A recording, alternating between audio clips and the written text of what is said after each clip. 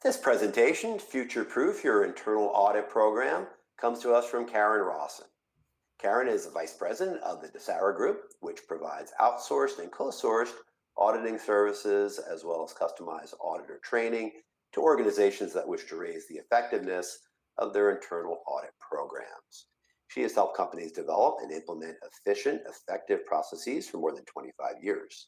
As a consultant, manager, and business owner who specializes in serving global corporations in high technology fields, Karen has supported leadership teams in developing and deploying business strategies that have led to significant improvements in cost, quality, and customer satisfaction.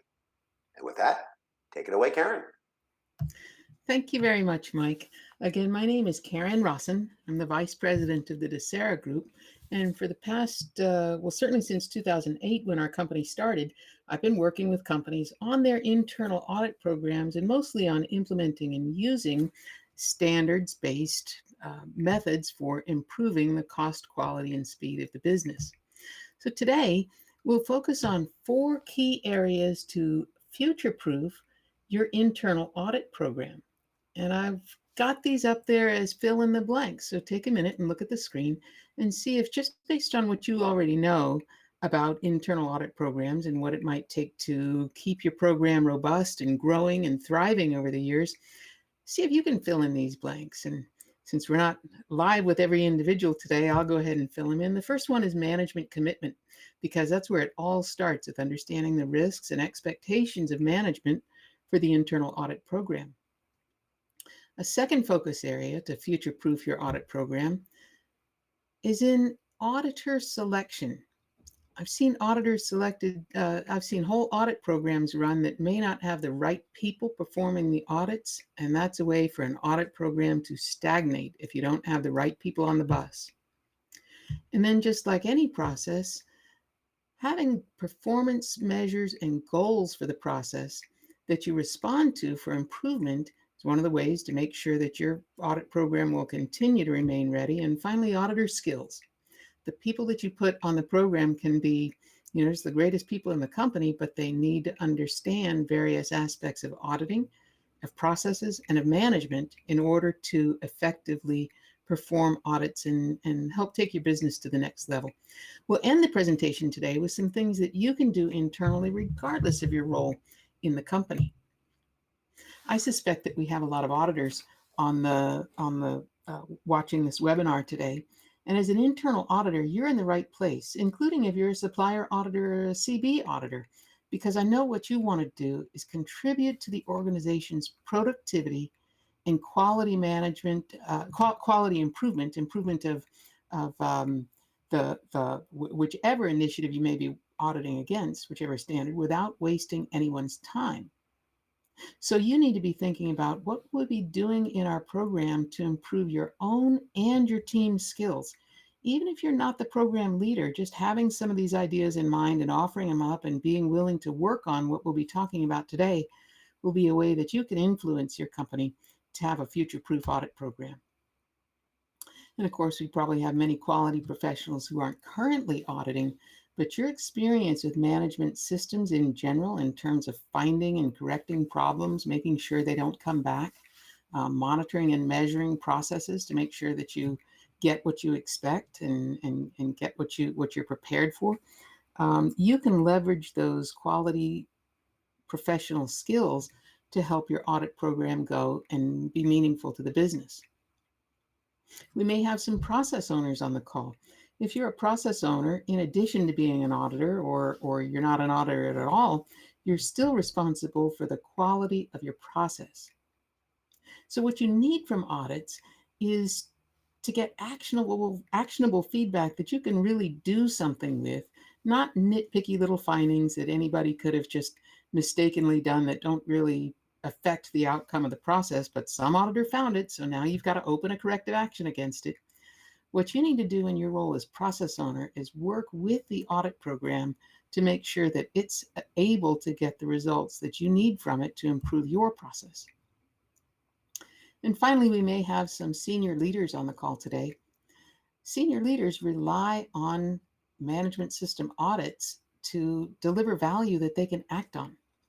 So as a senior leader who's using the insights from audits to understand risks to quality and customer satisfaction, you'll find things in this presentation that you can do that will help make the audits more effective and help auditors grow in their skills and in their satisfaction with their role as auditors. Well, let's think about it. An audit program is designed to help you minimize business risks. If you've set up processes that are designed to achieve business objectives, ensure customer satisfaction, product and service quality, the audit program ought to be able to point out where those desired states are at risk. Obviously, what management cares about the most is lost business. Either a current customer goes away, will not come back, or they've bid on a job or a sale and haven't gotten it because something's wrong with processes, or something dissatisfied the customer in some way. These risks just keep getting, we'll go deeper and deeper down the pyramid and see where these start. Well, your lost business is going to come from dissatisfaction and failures of your products and services that only get out into the field because there were undetected errors internally with either how the product was made or how the service was designed to be delivered. And when those undetected errors seem to come largely from workarounds. Good-hearted people want to do a good job. Something's not working right. They don't know how to fix it, or if they don't want to bother the person who maybe left something out, or maybe didn't understand something. So people will develop workarounds for poor processes. When the process isn't in control, the workarounds are different every day or every cycle. And where do those stem from? The root of those problems with the workarounds is no one wants the lost productivity, the lost cost, quality, and speed that comes from processes that aren't working very well. So your internal audit program is designed to look at every level, or should be designed to look at where are the causes of any lost business or dissatisfied customers that are coming from errors or misapplications of your processes that would allow the business to get its outcome that it wants. Think about this pyramid. When you're doing an audit, you go out and find that a document wasn't properly filed or labeled, or maybe a training record wasn't filled out. How deep down this, how far up this pyramid could that error extend if it was carried forward? Could it lead all the way to dissatisfied customers and lost business?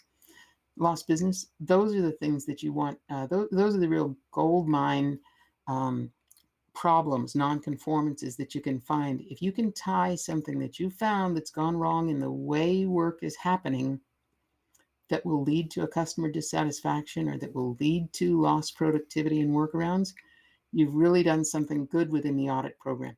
Now, that doesn't mean your goal should be to go out and poke holes in the process. Your goal is to go out and verify compliance and effectiveness. But the problems just seem to stand out to you if you're doing a good job of auditing. I like to start with, in talking about internal audits, with going back to first principles from the standard.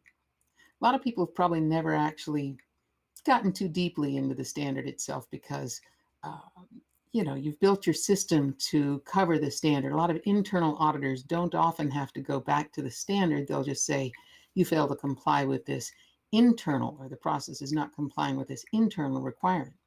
But I want you to be clear, whether you're a process owner or a senior leader, that quality doesn't just think this is a great idea to go out and do audits.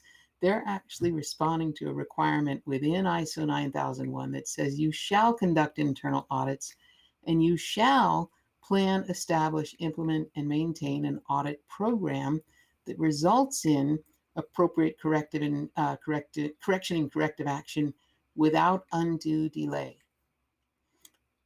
But I don't think clause 9.2, which is called internal audit, does the best job of telling us what we should do about our internal audit process so it gets us the results that we want. I think the best place to go with saying, how do I set up my internal audit program?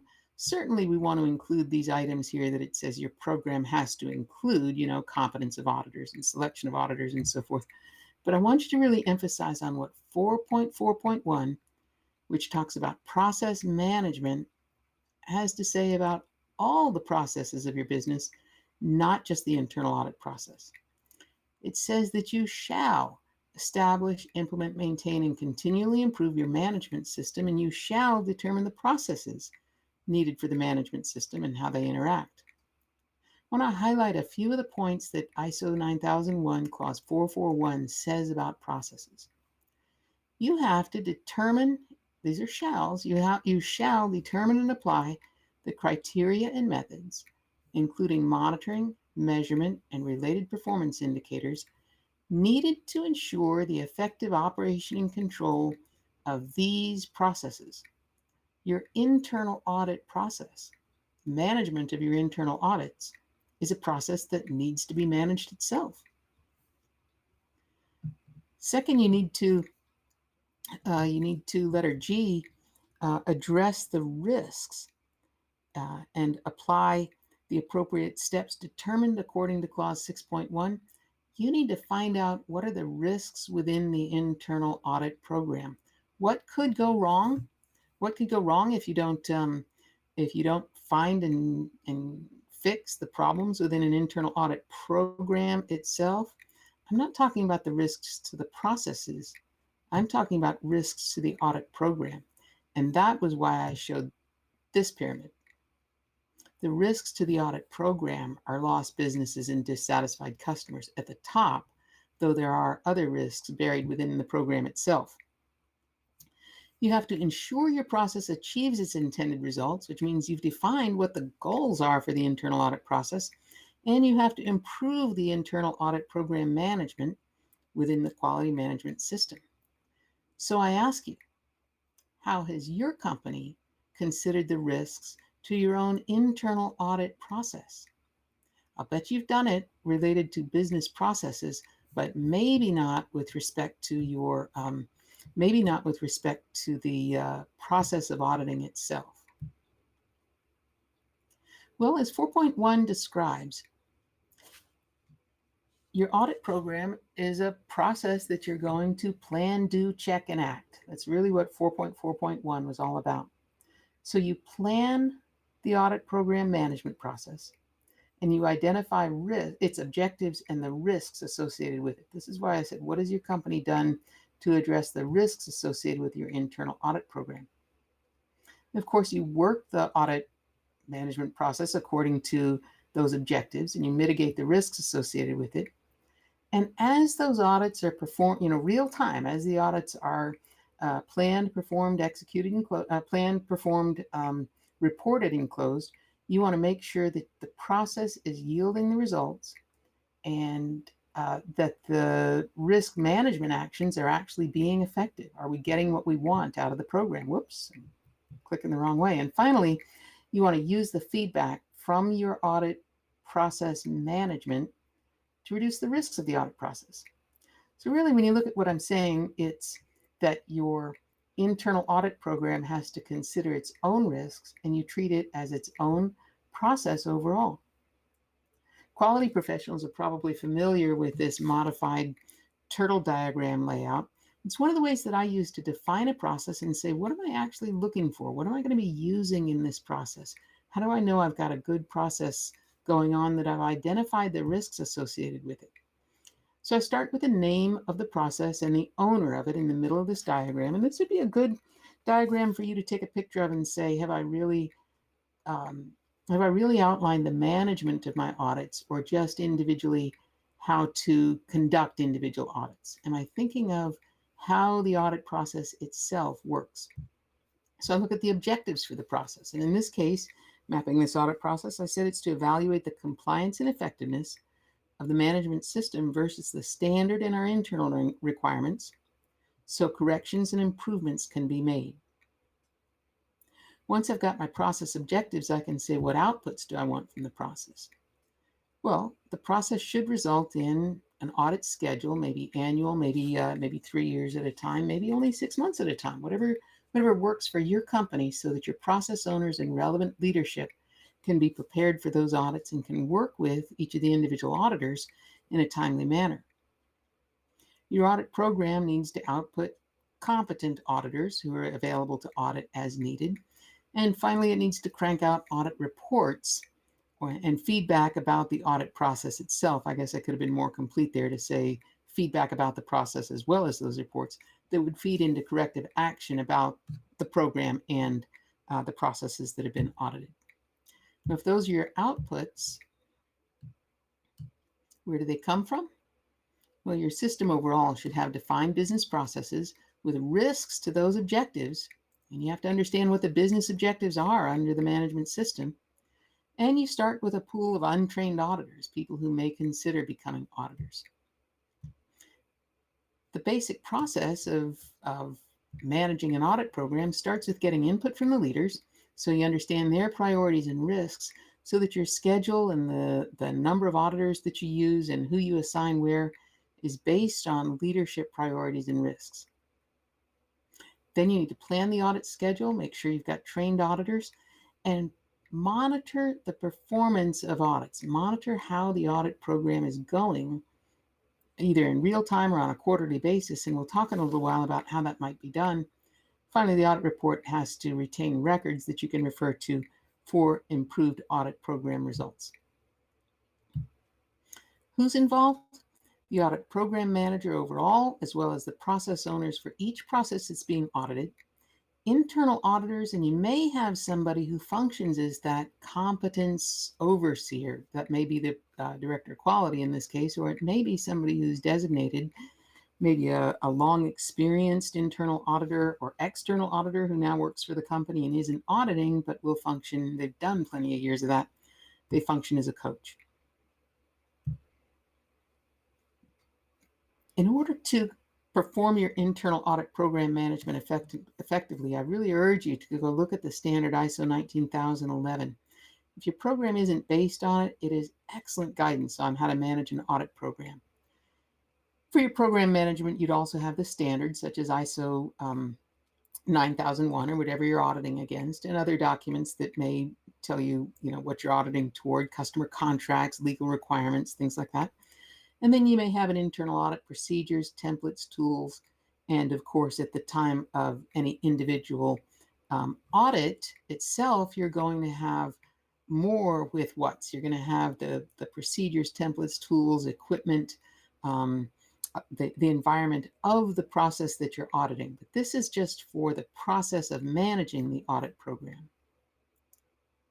What would be some sensible process measures for the audit program itself?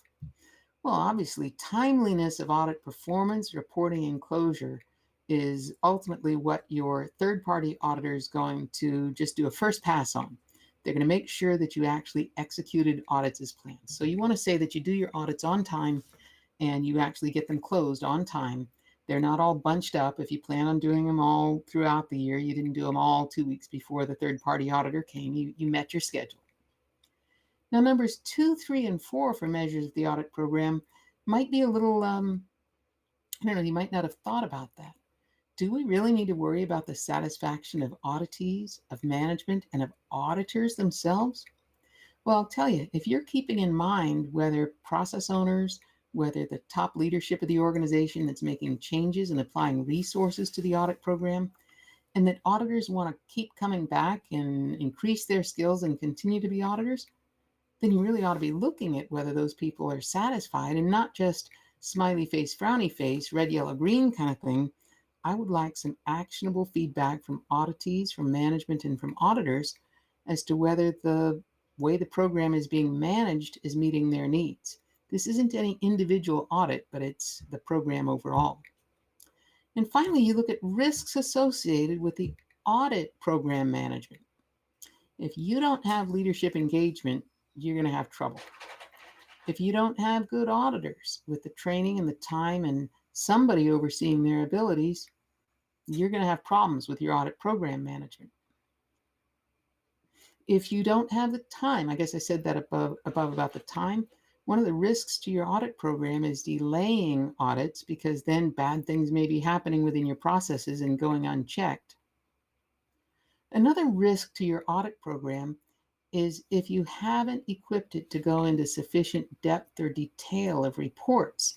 And we'll talk later today about some of the ways that you can improve those, some of the ways that you can address that idea of insufficient depth or detail. And finally, one of the most obvious risks of an audit program, and that goes right with number 4, but it's when you miss nonconformities that actually result in lost business, lost customer satisfaction, higher costs overall to the business, less revenue. Okay, let's move on then. About what are the 4 focus areas to future-proof your audit program? Just to see if you were listening way back on the agenda, let's see how many of these you remember, the 4 focus areas. The first one was management what? Management commitment. They've got to put their money where their mouth is and have this thing actually, they have to be engaged with the program. Got to select the right auditors. The program itself has to have goals and performance measures that you will work towards so that you can continually improve. And finally, even after you've selected auditors and given them basic training, their skills need to be continually improving. Otherwise, they've got really nothing more than classroom skills. So how do they improve their skills? Okay, management commitment, the first key focus area to an effective future-proofed audit program. Resources. When you think of it, management is the only place in a company where you can actually make decisions about who to put where, how long they're going to be there, how much time they have to do a job, when the job has to be done, and how much, excuse me, jumped ahead there. How much money there has to be for such things as maybe apps that you're using to track audits, or training, additional training that people have to go to, or maybe the chance to fly someone in from another site or drive someone in from another campus to take a look at your audit program and get a second set of eyes, third set of eyes, looking at how individual audits are running and how the skills of your people are. So management needs to include planning for the audit program, and this is usually a requirement of whoever owns the program to get the leadership team to buy into providing the people time and money to address the requirements of the audit program. Now, the second thing that leadership can do that makes sure that the audit program will be effective is to ensure accountability. Now, accountability for performing the audits themselves, the accountability around, did we get the audits done in the right amount of time using the right amount of sources? Did you do your job? And second, once the audits have been done, management has to drive accountability to complete the corrective actions. If you've ever worked in an organization where management doesn't provide the resources for audits, treats it as something that you ought to be able to work in your free time, and doesn't require audits to be done on time, they're always an afterthought, they're late, people aren't available, they're rescheduled, or if the corrective actions basically stay open for months on end or they're pencil whipped to closure, you know you don't have management commitment. And management commitment is critical. Who's responsible for making sure management is committed to the audit program? Well, it's easy to say all the managers are responsible for it. But that's kind of like saying everybody's responsible for making sure the break room is kept clean. Unless somebody's got it on their list of things to do, it's just not going to happen. So whoever it is, the audit program manager really has to work with the leadership team to say what we need, when we need it, how we need it, what we need from you to make sure management commitment actually is there for an audit program that you've got to do anyway, so we might as well do it right. The second focus area for having a robust management system that works now and into the future is selecting the right auditors to have in your company. I'll tell you a little story. I went into a company one time. I was going to do their internal audits for them. That's one of the things the Desera Group does. We do what we call outsourced audits, where basically you turn over your audit program to us, and working with internal guides and the program manager not having to plan audits or prepare reports or anything, We come in, we plan, and we execute, and we report on the audits, and we consult with you through to closing the any nonconformances to be sure they're actually closed once and for all. Well, I went into a company to perform their information security audits. Oh no, I'm sorry. The one I'm thinking of was quality audits, and they were a software development company primarily. Those are the things that they did. They had in the audit class all the people who signed up for it. Out of a site that had probably 300 or 400 people, they had the quality manager sign up. That was good.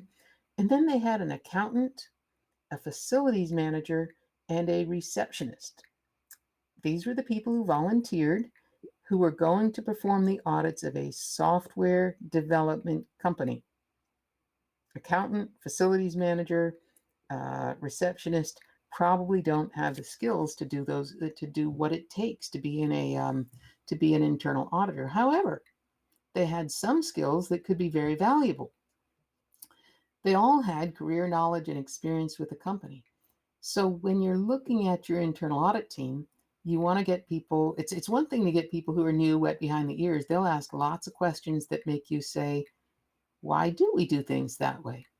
But you want a balance of that with people who know all about how everything works around here. You want to get a mix of people who are newer and people who are much more experienced in their career. But either way, whether they've been around a little while or a long time, you want to get auditors who have curiosity about how things work and enthusiasm about going out there and learning more about the company, more about how things work. So talk it out, get the right people on the audit team, and let them know that it's an important part of career development to learn about how to audit as well as about what goes on in a lot of areas they haven't thought of. One of the key characteristics that I look for in auditors, we need to have somebody on the team who's got great communication skills, but you need to have at least one person on the team who's scores highly or has impressed you with their conscientiousness. Somebody who's going to make sure it happens on time, covers all the things that it's supposed to happen. It goes to sufficient thoroughness and depth in doing the audit, and also goes sufficiently broad. Doesn't just stop with one sample. So this kind of person is the one who would say, okay, but what if? Okay, but tell me about what happened back in April when, somebody who's willing to dig a little deeper and make sure they get all the details. Those are, they'll give you a long list in ISO 19011 of personality traits that go well with auditors, but having somebody who's actually conscientious enough to go deeply enough and be rigorous in the audit is very important. Communication also, because they can know what they're looking for, but if they can't communicate to someone else what they're trying to find or communicate what they found after the fact, the audit's going to fall on its face. And all of these things, I want to make the point that we should be looking for diversity in auditor selection. Now, I've seen companies where internal audits are performed by the quality group, the dedicated individuals who have been trained, and that's their job to work through the system, and they're not being peeled off of other jobs. They are dedicated audit team members. It's got a lot of value to it because they get very good at doing audits, and they track back and forth between each other with the communication between each other. And they unfortunately can sometimes all be people who are looking through the same prescription of glasses. They tend to look for the same hot buttons everywhere. They all come up through similar career channels or have the same career goals. So it's a good idea when I say diversity, I'm not talking about what do people look like or how old they are, but which is actually a part of it, because people who look differently also often think differently. So looking for people who have a variety of experiences. We say we need somebody independent of each process that we're auditing. So if you pull everyone from production, who's going to be good to audit production? There are workarounds for that. But my point is that you want people who represent different parts of the business, different levels of experience, different levels even of conscientiousness, because somebody who's really skipping around a lot and maybe missing things probably brings some other excellent skills to the job. So focus on getting a diverse mix of people who are either volunteer or full-time, but make sure that you've got that curiosity, enthusiasm, and conscientiousness represented on your team. So we had management commitment, auditor selection, and the third key to a future-proof audit program is that the process itself, the audit program, I should say, has goals and performance measures, and not just did we get them all done within a year. But I've got some ideas here for you, some feedback from management, from auditees, and from auditors, and even the certification body. If you've got feedback from those, when I say feedback, not just a scale of 1 to 10 or red, yellow, green, but I would expect somebody from the audit program management or somebody who's got the role of, um, of improving the audit program to go around to the management team after they've been briefed on audit results and say, how's that audit program working out for you this year? In different words that get the point across, maybe bringing up some examples of things that were found during audits, some things that weren't found during audits. One of the things you can find with management is they're not often really pleased with the audit because really it was a disruption of their day. There wasn't anything particularly valuable found, and it just seems like the same thing twice a year, the internal audit and the third party audit. And how did we wind up getting complaints out in the field, or how did we wind up working overtime this weekend if our management system has no nonconformances? Everybody claps their hands and is real happy when we don't have nonconformances, but management really wants to know, what are we missing here? So get their feedback on, did the audits focus on the right things? Did they interview the right people? Did they go to sufficient depth? Did you understand the feedback that came out of it? What was the most valuable feedback that you got from the audit program this year? What would you like us to change next year? Who else should be involved who isn't involved? And that getting that feedback from management is often a chance for example, the audit program manager to solicit some new volunteers and talk about what the benefits to the individual and to the department for having somebody volunteer for an audit program might be. Okay, how about the auditees? We usually try to make sure we visit with a variety of different levels and functions when we're looking at a process. Some auditors are much more personable, they find it much easier to ask questions, to understand, to reinforce, to clarify things. And others, not so much. They feel maybe that they can see enough with their eyes, or they know enough about the process. They don't have to ask a lot of questions. They can fill in a lot of things just from memory. That's not doing a good job of auditing if you're filling in a lot of things from memory.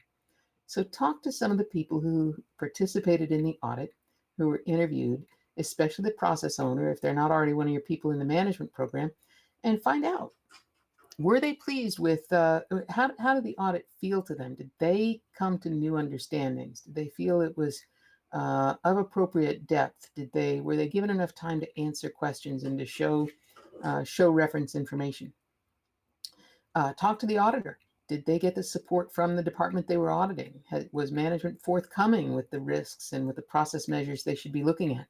Talk to the auditor about the time that they have to work on audits. Was it something that they had to rush because they kept being pulled off in different directions at the time they were supposed to be performing audits?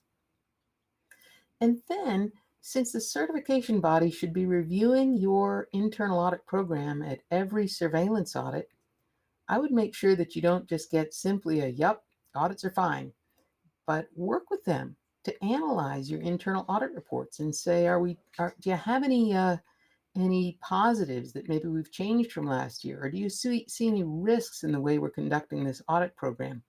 They can't tell you what to do or how to do it, but by pointing out things that are either risks or nonconformances, things that actually aren't being done that need to be, or pointing out things that seem to be working very well for you, they can reinforce some work that you're doing or planning to do and point you in a direction of other things you might need to do. Now, those are things where you can actually go out and ask questions and maybe track some data, maybe have a standardized checklist of things that you're talking to people about so that you can gather data over a period of time about how the audit program is going. I would expect this for a well-managed audit program, those types of things, the feedback from those folks, to be graphed, to be trended somehow, to show me how the process works, just as it talked about in clause 9.3, I think. I can't remember. It's somewhere in 9 where it talks about using, maybe it's 9.1, using analyzing data. So you might look at monitoring things throughout the year, like how are we doing on getting these done on time? Don't let them bunch up to the end of the year. How are we doing on quality? How are we doing on cost? One of the things you might consider on cost is whether it makes sense. I mean, you're already paying a third-party auditor, but when the third-party auditor comes in, all they can do is tell you you're meeting requirements. They can't tell you on a scale of 1 to 10 that you're meeting them at a 1, you've just barely crossed the line, or you're doing world-class work. They might point out some positives, but they certainly can't consult with you on better ways of doing things. So one of the things, as I said, we do at DESERA is we'll go in and we'll be that what we call a co-sourced auditor, where we audit alongside other auditors. Now, it's hard to get leaders to say, oh, yeah, we want that. We want to spend more money on audits than we're already spending. But what you may find is that by investing in some improvements in the way audits are conducted and in the skills and abilities of your auditors, you can find out long-term your audits bring more results and maybe you're more efficiently conducted. But you want to monitor how you're doing on timeliness, quality, and cost, because that's the language that management speaks. Finally, you want to, when you look at your feedback from folks and what you're monitoring, you want to be sure that you then go back and communicate to both the team and to leadership what those measures said. Now, why might that be? Well, the same reason you monitor and measure anything, so you can move forward with improvement. Take that feedback and find ways to act on it. Can't please all the people all the time, but when something stands out as a better way of doing something, you want to be able to focus in on that. Okay, so we talked about the first 3 focus areas for a future-proof audit program are management commitment, auditor selection, performance goals and measurements, and finally, auditor skills. Now, auditor skills often come about with that initial training. Someone is sent off to a 3-day or a 5-day class, and it's great when they can come back and work in an existing audit program where everybody's been through training, skills are continually improving. That person's going to get a lot of on-the-job training. Unfortunately, what often happens is people got a core group of people got their initial auditing training 8 years ago, and the standard hasn't changed. Well, it changed 3 years ago, but in general, it's been several years since anybody has gotten training on the standard itself, or on how to audit, or on what other auditors have learned internally from conducting audits. So initial training is just the starting blocks. That just qualifies you to hold a clipboard. Beyond that, you need to practice with supervision and feedback. So when the DESERA group teaches audit skills, and this is something that you can do if you're doing your own internal audit program skills training, teach the standard, teach the audit skills, and then break into groups of 3 or 4 people where you've got 1 or 2 experienced people, 1 or 2 new people, and cause the new people to watch and learn through some interviews, and then to conduct and learn through some interviews. I've seen companies that have a mandatory 2 audits with a partner, and then you're free to audit on your own. To me, that's like putting my 16-year-old in the car with driver training, and they got their license, and okay, now you're free to go navigate New York City. You just really can't turn someone out just the minute they've got their license and expect them to start performing at the level that your business needs. So practice over a period of time with multiple learning opportunities. One of the ways you can do that is not require each of the new auditors to have any responsibilities on audits other than observation. It might be fun to talk with your certification body and find out what does their company use for qualifying their CB auditors. If you ever want to be a CB auditor, don't think that you just walk in the door and say, oh, I've been auditing at my company for years. I understand the standard. I know how to audit. They will put you through several months in a lot of cases of being dragged along on audits where you have no real responsibilities other than to observe and in private ask questions and critique what happened. And only after the CB feels you're ready are you allowed to go out there with someone observing you.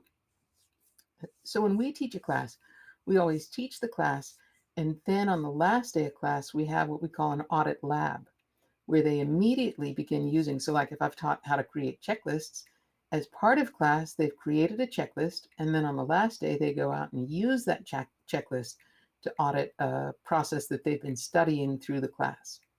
They use the checklist, they interview the real people in the process, they write any nonconformances, any evidence of conformance that they find. We come back into the larger group, and then those people have to stand up and defend what they came up with for their findings. And findings means evidence of conformance and nonconformance. The rest of the group critiques those new auditors on whether they have gone to sufficient depth.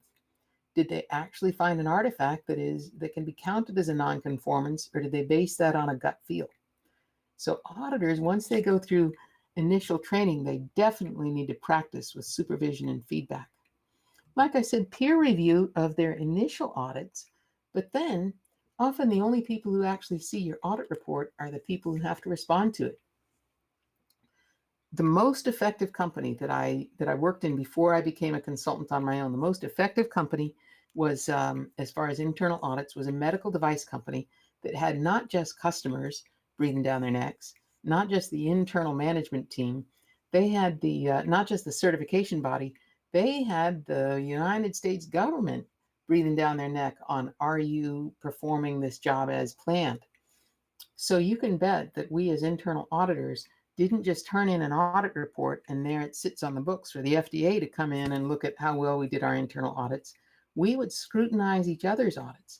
We had a monthly meeting where whoever had performed audits that month, of course they had given or were about to give their audit report to the management team, but hopefully before and definitely after, if it hadn't been done yet, we would sit down as a team, whoever could be there that day. It might be 4 people, it might be 20 people, but all the people who were available that day for the peer review session would listen in, look at the audit report, ask questions, give feedback on what might be better, talk about connections between, oh, I saw something like that where I was too. That may just be the tip of the iceberg. Maybe you should go deeper.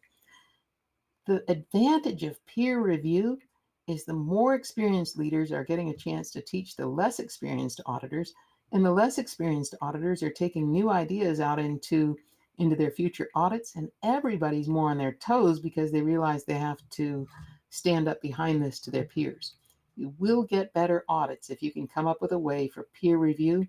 At a very minimum, have your audit team at least read each other's audit reports. Next is rotation. And the automotive industry, I understand that, if I've got this right, and maybe the rule has changed, I don't tend to work in automotive very much, but CB auditors in the automotive industry are required to rotate on a periodic basis so that you don't just get blind to things, so that you don't just say, oh, I saw that last year, I'm just fine.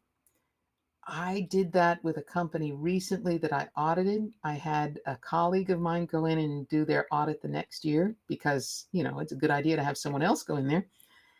She identified something that was so blatant, I can't believe I missed it. Their document control procedure had not been signed off for 2 years. They'd changed it and they hadn't signed it off, and I never went back and looked at the actual procedure myself. Even though I had known that they had done document review and so forth, just a quick scan down the list to see what's still in draft form would have pointed out that nonconformance. That's why it's important to rotate. Not everybody's going to take the same sample. Not everybody's going to look at the same types of things with the same level of detail. But if you rotate auditors over a period of time, don't have the same people audit the same processes, you'll get better auditor skills. And then finally, ongoing continuing education. So that company that I told you was very effective, that had the peer review, they also had auditor rotation. What they did for ongoing continuing education was they might bring somebody in from outside, or they might bring in a key manager or somebody from headquarters and have them give a 30-minute lunch and learn talk. And everybody who could come would come.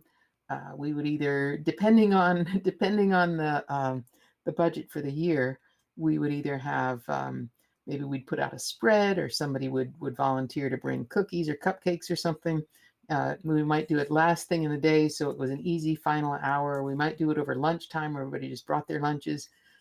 during the fat years, we'd have them catered by the cafeteria, but still you got a free lunch if you came to one of these ongoing continuing education. Those of you who are certified with Exemplar Global may be able to count some of those ongoing continuing education sessions towards your hours, so towards your CPEs. So I would encourage you in your program for auditor skills to have an ongoing continuing education program that is maybe you volunteer year by year who's responsible for running it, or a committee. But those can be really fun, and they can help your people come up to speed and get a lot more out of the audit program than just, oh my gosh, I guess it's my turn to go do an audit again. Okay, for future-proof your audit program, this is a summary of everything we talked about. The one slide that says getting the management commitment up front for the resources and for accountability, driving auditor selection to have diversity of years with a company, skills that they may have during the that can be useful, understanding the process, that the auditors need to be enthusiastic and curious. They need to come from a diversity of backgrounds within the company. You may have some people who work directly as individual contributors and some people who are fairly high on the food chain. I'm going to pause here for a minute and say one more thing about auditor selection. One of the ways that you can have a diverse team that does really strong audits is if you stratify your audit team into technical experts, lead auditors, and trainees. Okay, if you you can have the technical and actually there's a fourth one I think should be in there also. The technical expert could be a key manager who understands the process and is not responsible for that process, but maybe is responsible for one downstream, knows where the bodies lie, or has been in that role before. So somebody who really understands the process that you're working with. I like to have somebody who's fairly high up the food chain take some turns with auditing. Now, they're not going to do 20 audits a year, but if you got half a dozen leaders in the organization to each do one audit a year, you'd at least have some coverage that said, hey, we've got leaders looking at these things. It's not just trainee auditors going out there and seeing if all the documents have been properly filed and the preventive maintenance has been done. So I like to have a team that has, if you can get all this in one or two people, fine, but you might need 2 or 3 or 4 people. You get a key leader, you get somebody with outstanding audit skills, that conscientiousness I was talking about, that's going to make sure that we get through everything we're supposed to look at out there, that we understand the standard, that we're not making up or forgetting requirements.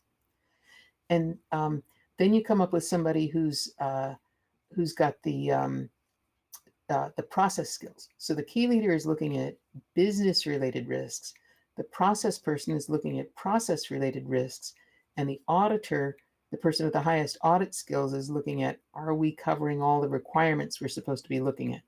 So auditors should be selected for each individual audit and on the team overall who can fulfill those roles of technical competency, managerial competency, and audit skills. The third key to future-proofing your audit program is that the program itself needs to have performance goals and measures. And one of the things that I take very seriously on that is feedback both from management and from the people who are involved in performing audits, be they auditors or auditees. Make sure that they all get a chance to comment and see, what could we do to make this audit program more effective? Yes, ask the individual contributors, was this an effective audit? Did the auditor make you nervous? Did the auditor give you enough time to answer? That's feedback that an auditor can use in the fourth pillar, auditor skills, for their own continuing skill development. When possible, do continuing education sessions for auditor skills, work on peer review, and on making sure that your newly trained auditors have enough time to not only absorb the skills and requirements, but also to practice with supervision. Okay, we're almost done, coming into the home stretch here. What would be your next steps to future-proof your audit program? The first thing I advise you to do, whatever seat you're sitting in, if you're an individual auditor, if you're maybe within the quality department, but you're not currently functioning as an auditor, if you're an audit program manager, maybe you're a supplier auditor, maybe you're a CB auditor, but you go back to how is your program managed and say, are we doing as good a job as we could be here? Do we actually know what our goals for this program are in the future, rather than just business as usual? What could we really be doing to get better at this? So perform your own evaluation and look at who you have on the team. Talk to leadership, talk to auditees, and openly discuss the needs for the program with leadership. So if you need them to hold people accountable more, both to participate on an audit team, to conduct and complete audits, as well as to perform effectively, not reschedule, not disappear during internal audits, you need to discuss that with leadership if there's a lack of accountability. You need to openly discuss with leadership the need for resources, such as more auditors, such as needing more continuing education or initial training, such as rotating some people out of the program and some new ones in, or maybe even rotating from site to site, which may take some travel budget, but it would be worth it to bring back that learning and to pass on the learning from your own site to another site. Discuss your ideas for improvement. Even if it's just, hey, I went to this session, and one thing we talked about that we're not doing is having anybody come in from outside to once in a while give us an internal audit where we really talk about how our program is going and how, what we could be doing better, a lot more improvement focused than compliance focused. The things that the CVs can't really do quite as much of because they can't cross the line into consulting. So discuss your ideas for improvement, even if it's not in your role to make the improvements. Get the ideas going out there, and then be sure that your organization is planning for training and continuing education. They should be routine. Of course, everybody's eyes glaze over when I write this and they say, oh, we don't have money for training. It's the first thing. We don't have time to go to training. But grassroots efforts, touching on people, for example, get a software developer to come in and explain to you the process of software development. So when it's your turn to audit software development, you have some idea of what's going on there. Or have somebody explain to you what are the measures that top management is looking at and how do those measures apply to process measures throughout the business. Another thing is that, and you'll see this from DESERA as well as from, this seminar that you're going to online, you'll see certification bodies often offer webinars that you can then attend for free. I urge you to get a copy of the slides. DESERA always gives those, often gives workbooks to go along with them. Get on different companies' mailing lists. Look at Quality Digest, ASQ, different companies that have their mailing lists. They will alert you to articles, to webinars, to other things that don't cost anything to participate in for you to continue to improve your audit skills and the skills of your team. I saw this quote this week and I wanted to just put it up there from Colin Powell. There are no secrets to success. It's the result of preparation, hard work, and learning from failure. Well, I'm not talking about going out and fighting a war, but rather just the idea of managing an effective audit program. Put in the time to prepare for an effective audit program. Put in the hard work of conducting those audits, getting the auditors trained, putting in the continuing education, and truly learn from the work that you've already done. I don't want to say from failure, but learn from continuing improvement opportunities. And once in a while, there may be failures that you can learn from that will help you avoid those pitfalls that we talked about of the negative customer outcomes, lost business, and dissatisfied customers. It starts with having processes in control, and it's a critical role of internal auditors and the internal audit program to be sure that those don't surface.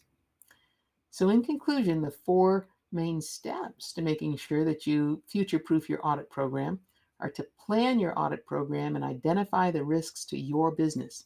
Those risks may be not enough auditors not enough diversity among our auditors, not enough training for our auditors, not enough accountability of the people who are being audited or who are supposed to be using the results, not enough resources from leadership that we need. Then you work your management process and make sure that you're meeting your objectives and mitigating any risks against those. So for example, if you planned to train a class full of auditors this year, did you actually mitigate the risks of having inexperienced auditors out there and work them through the early months of learning how to audit? Then you check the process and act to improve it. You're monitoring, measuring, and analyzing the internal audit program so that you can see if those risk mitigation actions actually helped or if you have other problems you need to address, and then you use that feedback to make a better audit program and better auditors. And with that, that's the end of my presentation. I want to encourage you to get in touch with the DESERA group if there's anything we can do for you to address your internal audit program needs, whether that's providing training, conducting audits for you, or conducting audits with you.